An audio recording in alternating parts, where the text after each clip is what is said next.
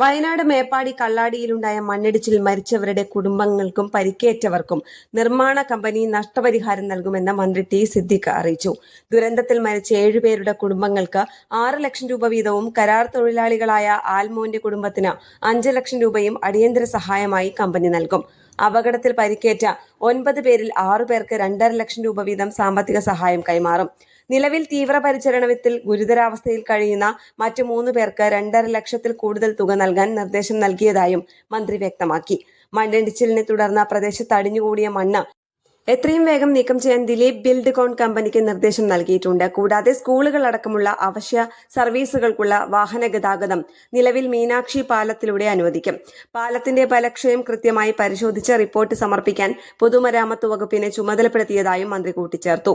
അതേസമയം കള്ളാടി ദുരന്തത്തിൽ ഒരു മൃതദേഹം കൂടി കണ്ടെത്തി. ഹിമാചൽ സ്വദേശിയും കൺസ്ട്രക്ഷൻ മാനേജറുമായ വിക്രം റാണയുടെ മൃതദേഹമാണ് കണ്ടെത്തിയത്. ഇതോടെ ദുരന്തത്തിൽ മരിച്ചവരുടെ എണ്ണം 8ആയി. പാലത്തിൽ നിന്ന് 150 മീറ്റർ ദൂരെയായിരുന്നു മൃതദേഹം. വിക്രം റാണയുടെ സഹോദരങ്ങളായ കുൽവന്ത്, പ്രമോദ്, ബന്ധുവായ അൻകുഷ് എന്നിവർ വയനാട്ടിലെത്തിയിരുന്നു. അപകടത്തെ തുടർന്ന് ആശുപത്രിയിൽ ചികിത്സയിൽ കഴിയുന്നവരുടെ ആരോഗ്യനിലയിൽ പുരോഗതിയുള്ളതായും അധികൃതർ അറിയിച്ചു. ന്യൂസ് ഡെസ്ക് കേരള പ്രണാമം.